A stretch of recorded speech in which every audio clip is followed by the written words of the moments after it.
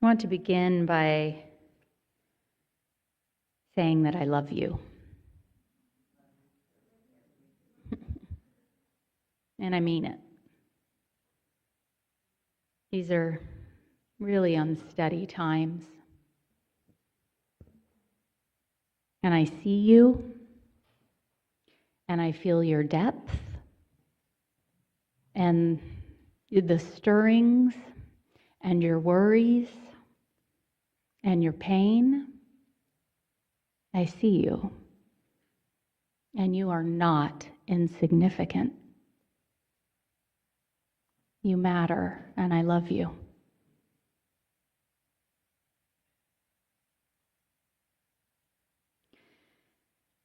We are working with the theme of embodiment this month, which to me means our whole selves.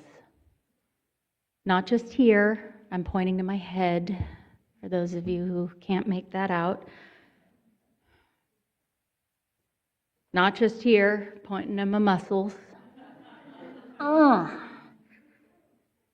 And not just here, in the heart.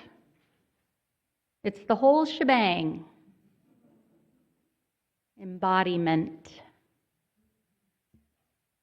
Now, some refer to full embodiment as kind of grounding myself, people say, or feeling aligned. The word peace could be used. Like being fully in your body or integrated, it can feel very stilling inside. Being fully embodied can make you feel clear or open.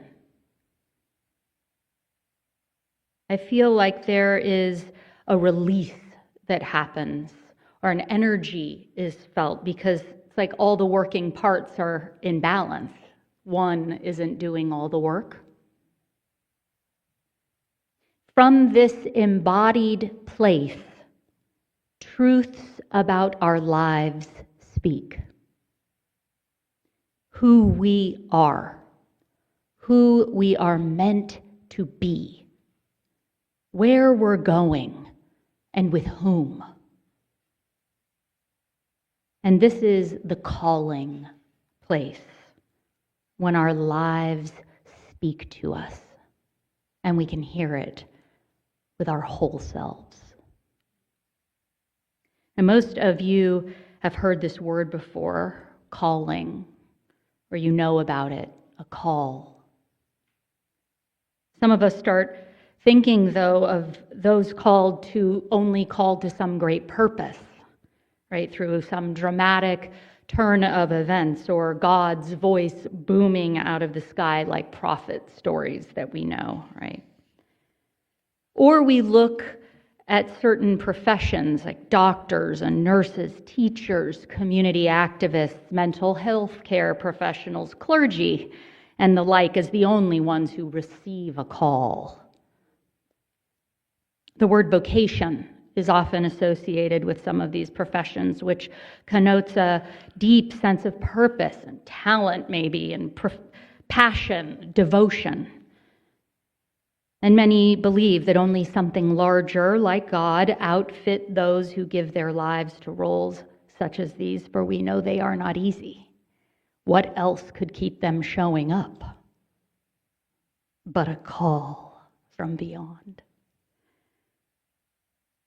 Call or vocation were not words that I ever remember hearing my family talk about growing up. My parents were all about finding your passion. I think they read a Joseph Campbell book at some point. They clung to it.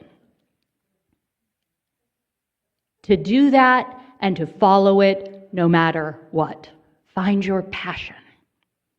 And I saw my father live his passion out in the arts. That man came into this world ablaze with creativity.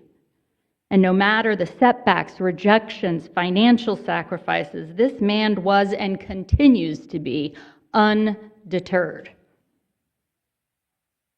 My mother discovered her passion for psychotherapy and Jungian analysis when I was about 10.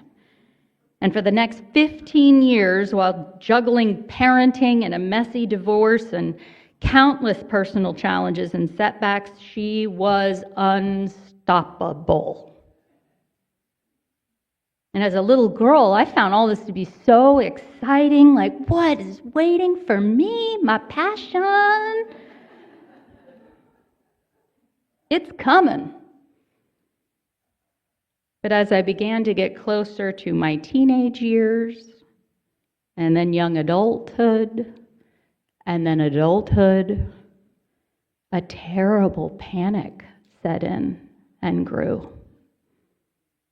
For no booming voice or burning bush, no obvious talent, sustained or motivated or really interested me. And that's the truth. What if I have no passion? I began to think. What then? I'm acutely aware that when our poet Nancy Schaefer asked, when you heard that voice and knew finally it called for you and what it was saying, where were you? That some of you might have felt a shrinking feeling. What voice? I've never heard a voice. I thank my parents for instilling in me a seeking and discerning spirit. It helped me to take my life seriously and what I did in it, and to try to do something or find something that would bring me fulfillment and meaning. They taught me about that. And it was also a really heavy burden, because I didn't know that most often it takes decades of self-discovery through trial and error, stops and starts, successes and failures, brave yeses and scared nos, relationships and world events, family wounds and reckonings, all those unexpected curveballs life throws at you, that painstakingly long, slow art and practice of listening to our lives. I didn't know that all of this often needs to happen to outfit us for our calls.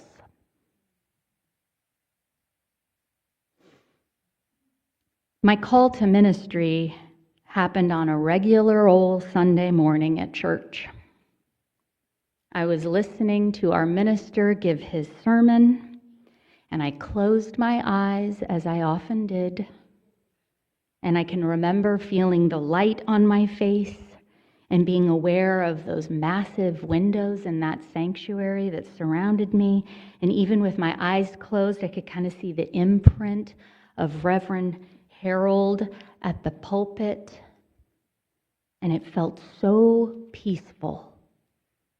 My whole body felt so quiet.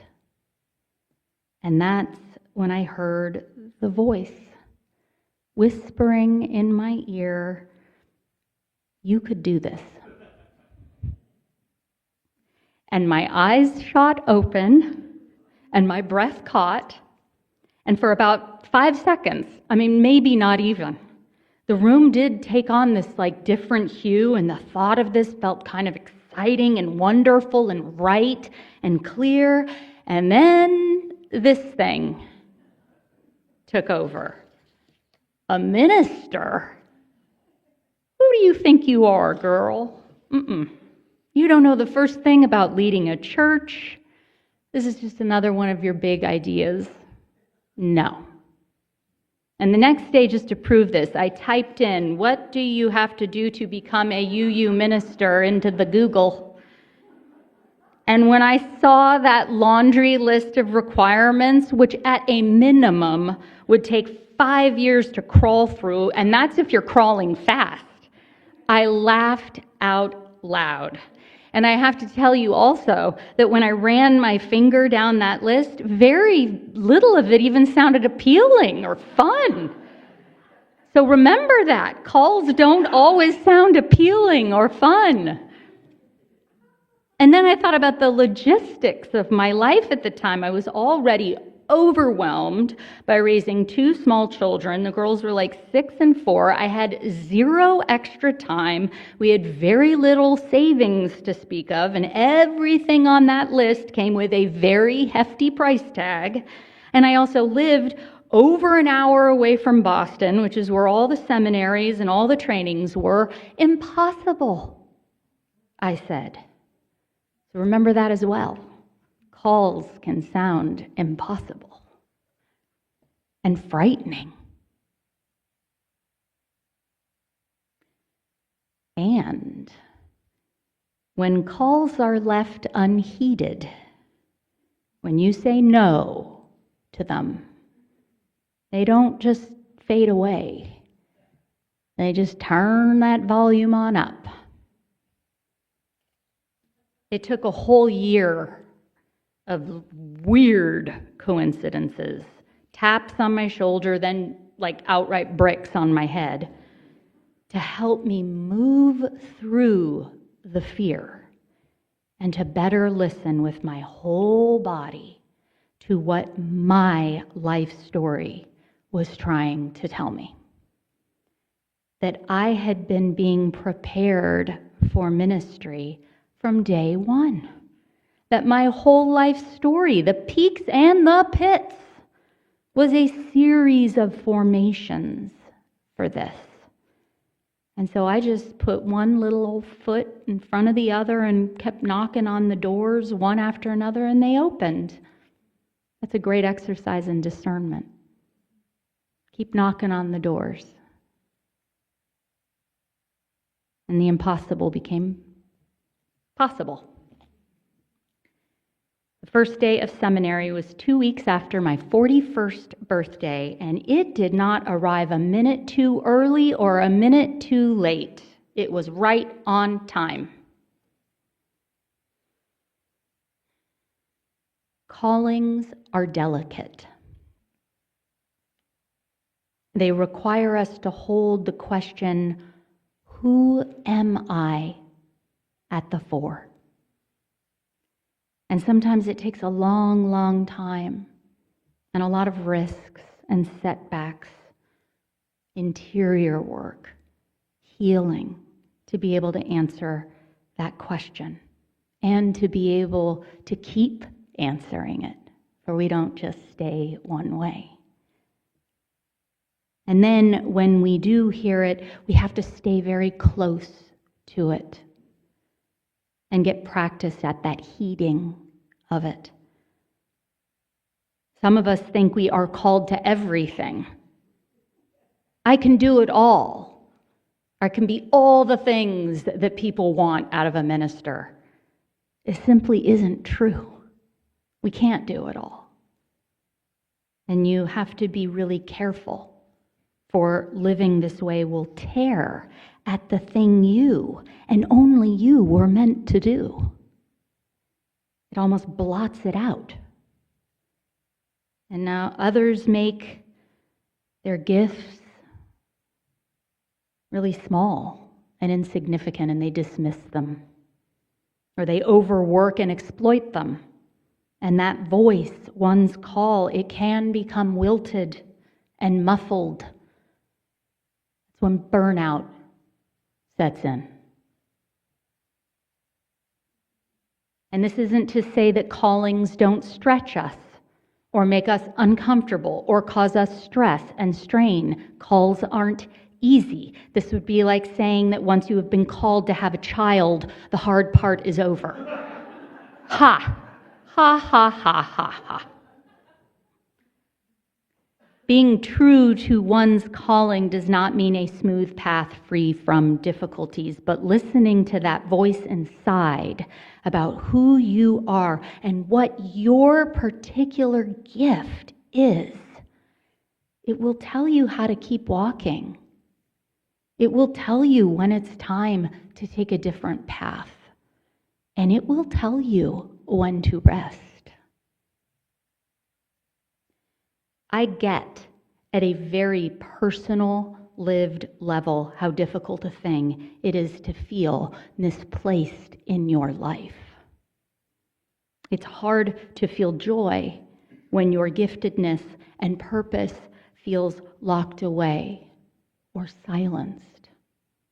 You start to fade like that rainbow. And if this is the case for you, it might be time for you to start making some changes, if you can, in your life. It might be time to slow down and start learning how to listen to yourself from a place of wholeness to what your life is trying to speak to you. It might be time to ask for some help or know where the helpers are. It might be time to maybe face the fear that is keeping you from listening to what your life is trying to speak to you. Parker Palmer, who is a master of all things call and vocation, writes, "Before you tell your life what you intend to do with it, listen for what it intends to do with you. Before you tell your life what truths and values you have decided to live up to, let your life tell you what truths you embody, what values you represent. Let your life speak," he says. And he wrote a whole book with that title, and maybe it's calling your name right now to read. Ultimately, this precious life we have, how we spend our days, is mostly about, in my mind, making just enough space amid the bustle and pressures to listen out for what voices are our own and which ones are not. Maybe they are whispering to you here in the pews, or coming through in an encounter with someone or something. Or as our poet writes, arriving while chopping cabbage or taking a shower, planting radish seeds or seeking one lost sock or wiping handprints off a window or coaxing words into a sentence. It doesn't usually come in the form of a loud booming voice or dramatic event, but it can. And sometimes that's the only way it can get our attention. But mostly that voice is subtle. It's subtle. The point of church, as I see it, is to offer you the space, the time, the companionship, the spiritual grounding needed to discover and nurture and make your particular giftedness and call manifest. This should be a place where you get to return consistently to that deep, wise voice, or simply come to believe that you have one at all, and that it matters, and that it is needed. And so my closing prayer for us today is to have faith in the wait, to take courage in your yes, and to listen. Listen. Listen as Black Elk tells us, for yes, yes, a sacred voice is there, and it is calling to you. So listen. And together, won't you join me in saying amen?